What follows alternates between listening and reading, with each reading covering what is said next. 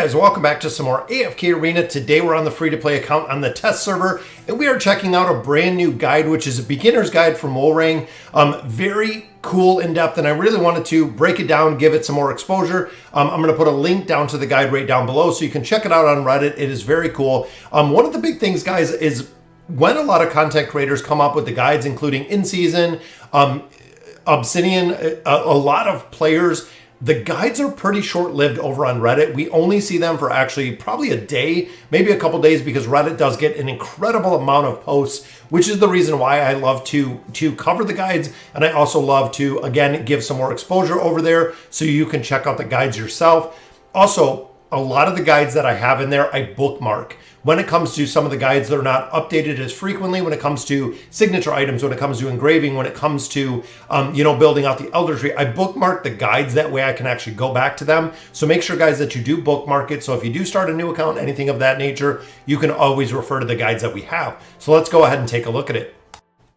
All right, guys, so here is the guide from Molrang. I dropped my camera out, that way we can really check it out. Wish list and summoning, the must-have. So when you're building your wish list, especially early, there are heroes that are the priority. Of course, Rowan and Rosaline, really important in the game. Morrow for the tower has some crowd control, very strong. And then Scarlet, of course, for damage, and the Twisted Realm, a solid build in there. Now, when it comes to the optional, I would probably go with Astrilda first or Rain, either one of those. Cecilia is a damage dealer. Ranger, you already have two pretty strong damage dealers in here. So I would either go with a little bit more support, which is Rain, or a warrior like Astrilda. Astrilda provides not only a bunch of defensive buffs, but she also provides some attack buffs built in, which again is pretty strong when you're early game. Looking at our maulers, we have Skarath in here. We have Kren. Kren, of course, priority number one. Super strong with damage. Then we look at Scrag for the invade, Brutus for the immunity shield. Drez is used in a couple different places. Entendre the same. Neither of those heroes really excel early game. They have to be built out considerably. I would probably even just drop Nemitsu as your fifth. That way you do have the support hero. We know the new Alero hero, the support is not really a support, Nemitsu. So when it comes to the tower, guys, putting him in makes a really big difference, especially early when you're grinding. Now, coming to the Wilders, guys, we have Iran Laika, of course, a staple. We have Mishka, which is super important. Raku, which again is really strong. But looking over here, we have a Star, which I would absolutely build as my fifth, guys. We have Saurus in here, and we have Tassie. Now, some of the things to remember, a lot of players used to build Saurus out for the boss fights, especially early game, it can make a difference. But with that being said, guys, you can garrison heroes, which is really good. You can also merc heroes, which is really good. You can also use Solemn Vow to go ahead and get heroes. At this point, honestly, I probably wouldn't even put Saurus in here just because you have so many heroes that will do far better when it comes to different aspects of AFK Arena that you can just borrow. When you look at guild bosses, you want to build out Scarlet. When you look at a lot of the Twisted Realm bosses, you want to build out Scarlet. Or you want to build out Grez. They are really the two big priorities within there. So again, Saurus kind of takes a backseat as of now, just because of the other heroes that are built within the Twisted Realm. And then Astar, I would absolutely prioritize as my fifth, guys. Even early game, she has a really strong damage mitigation, which can make a huge difference, not only in the Wilder team, guys, but as you've seen from our YouTube race account, I dropped her in with a couple of our Graveborn heroes, worked incredibly well. Overall, I would definitely build out a Star. Then, of course, we have the Graveborn, guys. Damon is a main carry, as you've seen last time. Super strong carry in there. Grez, of course, the Twisted Realm, used in a multitude of AFK Arena. We have Oden in here, and then we do have Pharrell for the crowd control. Oden and Pharrell both do crowd control, both do energy reduction, which is really strong. Thorin, of course, is only utilized for the Thorin cheese, but early game it does work because you have to kill him twice. It makes him very difficult with that resurrection ability that he has to come up. Silas does not work early game. Same with Hodgkin. Both of these heroes, they work decently, but they work amazing when it comes to more of the end game. So again, with this being a newbie short guide, kind of early, I probably wouldn't build one of these. The biggest priority hero that I found, and again, referring back to that YouTube race account, was Nara, guys. Nara and the ability to target a specific hero, even just having her at Elite or Elite Plus, was incredibly useful when it came to making a lot of campaign progression, because again, I can take out one difficult target or one target that is doing an incredible amount of damage. You got, Leica, you have Belinda, you have Shamira, a lot of those targets not only giving the energy reduction, but also taking them out. Now make sure, guys, when you're using diamonds, you are only doing the 10 summons. That is right, guys. Every 10 summons using 2,500 or 2,700 diamonds is going to allow you to save 300 diamonds. Now, faction scrolls, Graveborn is probably the best faction in the game. I agree with Woolring on this one.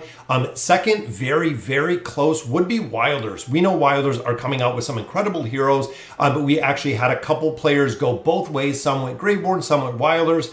They both did incredibly well when it came to progression. I would absolutely not choose faction scrolls for the Light Bearers or for the Maulers, especially early game, guys. It's going to be a very tough road when it comes to progression. Now, Ascension heroes, this is one of the biggest problems that heroes face when it comes to a newer account. This game rewards patience. Never sacrifice Ascended hero tier.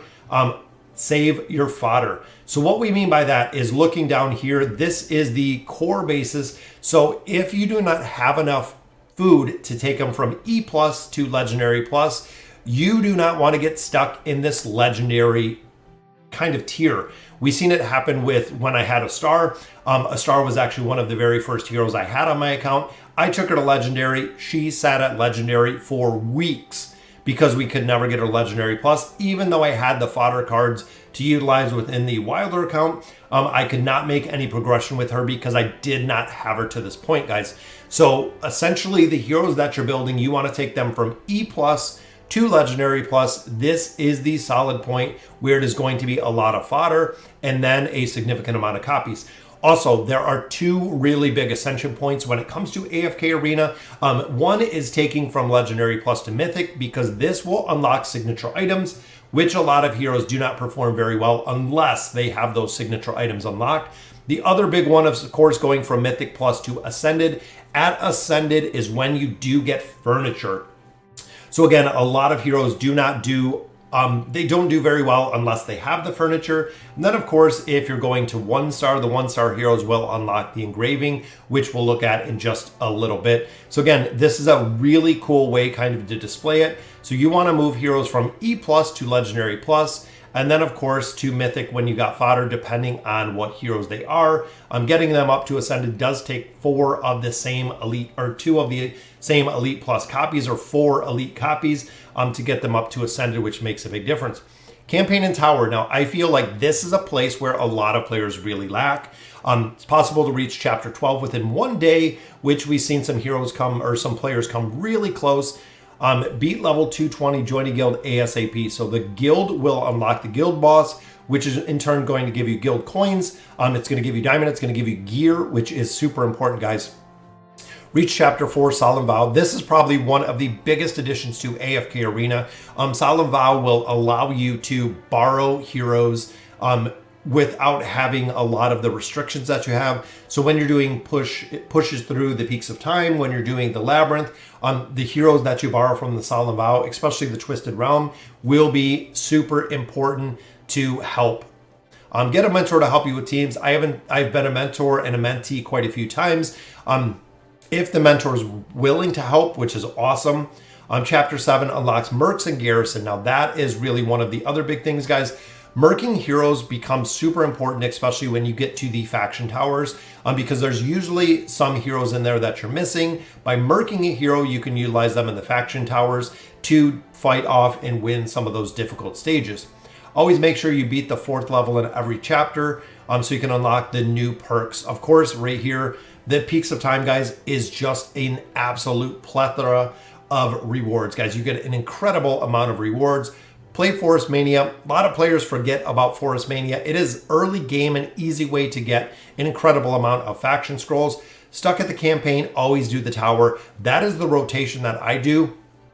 I push the campaign progression until I get stuck. Then I go to the tower. I push the tower until I get stuck. Then I go back to the campaign, see if I can make any more progression in there. If I am stuck in both the tower and the campaign, I go to the Peaks of Time. I push whatever I can in there, going through, the classic adventures, going through the Peaks of Time, making progression through there. Then I go to actually the arena, see if I can make any more room in there. And then I go back and just recycle through the campaign in the tower again. Don't use fast rewards. Don't attack guild bosses till the very end of the day. Very, very good advice. One thing with that, guys, is don't forget. So if you got to put a reminder in there, whatever it may be, guys, do not forget that you want to attack. A missed attack versus having a little bit of a lighter or not as much damaging attack makes a huge difference, guys. Make sure you are doing this every day. When it comes to the store, these are our 3 priorities. We have our essence, we have our poke coins, we have our elite stones, which is awesome. When you can, you want to get out the shards, and you also do want to do the emblems. Early game, even the primordial emblems will do incredibly well. These are the amplifying emblems out of here. If you find you have a bunch of heroes that you're missing emblems for, if you have the gold, go ahead and build those out. Now, barracks, guys, it is the elite stones. Remember, the elite stones could provide you with celestials and hypogen heroes, which is the really big reason to go ahead and build those out. Focusing late game with the twisted essence. Now, guild store, always save for garrison and gear resonance for mythic gear and stones. This is going to affect, and it has changed the game when you get enough tier stones to actually do the gear resonance. Makes a big difference because everybody will get that higher tier gear, even though it's not enchanted. Labyrinth store, Arthur, and then of course Baba Yaga. Then we have some more emblems here, Wukong, and then focusing on your red chest from there. Later, you'll actually see some twisted essence in there. Challenger store, looking here, we have Merlin, followed by Zorath, Da Vinci, then Athalia, which is a very solid choice, Aziz, Orthos, and Flora. Most of these last 3 heroes are no longer utilized. You're pretty far down or pretty far in the campaign by the time you would actually get to these through the Challenger store if that's what you're looking to do. Now, stargazing, this is one of the questions I get probably most often. Allows you to beat chapter 15. Once you get into chapter 16, you can stargaze. Best thing is your celestials and hypogen heroes. Now, one thing that I would adjust in here is if you're taking Lucretia all the way up to that ascended 1-star to unlock that engraving, I personally would pick up 1 single copy of the twins, just because we know we're garrisoning a bunch of other heroes. When it comes to the guild boss, when it comes to the Twisted Realm, 1 single copy of the twins will do incredibly well, even before building out a bunch of other heroes. Again, even having them at elite will make Scarlet cast faster, will bring up Grez's minions, will provide the linking ability. It can be really important early game just to pick up 1 single copy. And then I would either go to a single copy of Mortis or go right to building out Lucretia and then building out Alna. Alna, in my opinion, doesn't really need the engraving. This is going to be kind of further down the road because you're going to have Lucretia, you're going to have Ainz, you're going to have a bunch of different heroes that you're building out kind of prior to engraving Alna. Again, on my account, I don't have Alna engraved, or I did not have her engraved. She works incredibly well, just need that 9 of 9 furniture to really provide that immunity.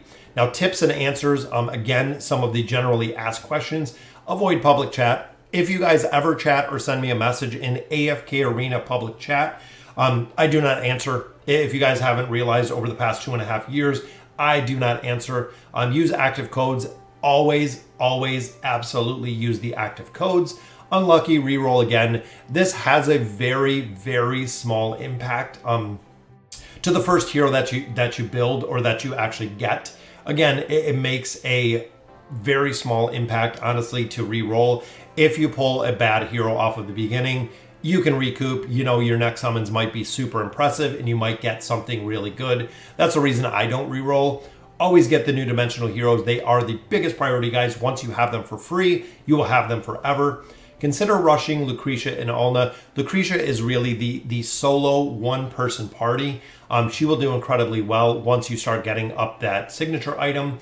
If you are heavy pay to win, most players just power level Lucretia through buying cards and then use her. hard events, ask for guides or maps. I have a guide section of my AFK or my YouTube channel. Everything is always in there. Don't mess with your wish list. Keep it up. It does take time, guys. Don't focus on getting stars. You want to make sure you get more Ascended Heroes versus adding stars. Ascended Heroes, of course, will unlock more of your Field of Stars. Field of Stars will give you more desired heroes.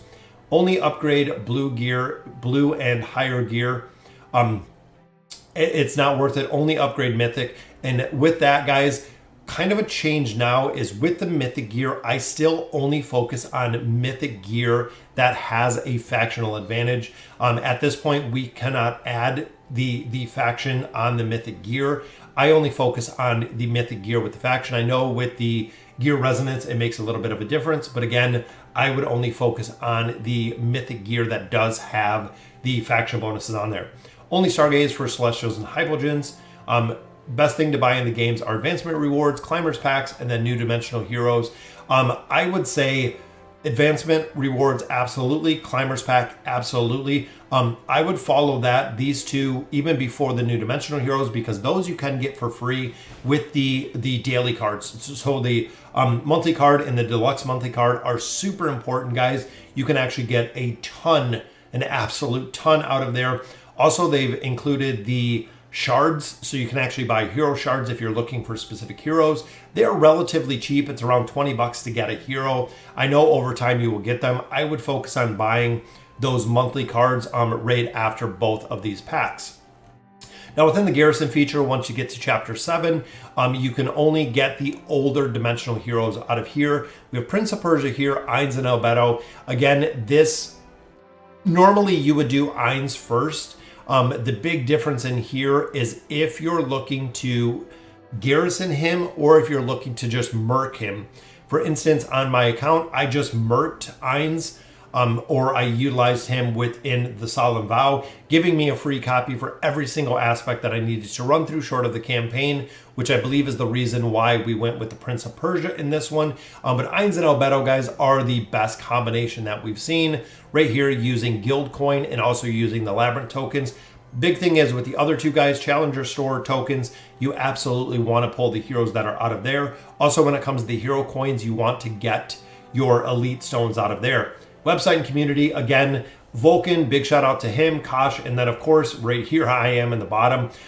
Absolutely love covering it. These guys, these content creators come up with a lot of amazing content. I am absolutely horrible when it comes to visuals, which is the reason I do not build these guys. It's incredibly difficult to do, and it is very time consuming. Sorry guys, so that'll do it for today's guide. Again, the AFK Newbie Short Guide by Woolring. I absolutely love it, guys. Let me know in the comments what you guys think. Again, a link to the guide is down below so you can actually check it out yourself. If you do have questions, make sure you bookmark it. And again, leave your comments down below. And as always, thank you guys for watching.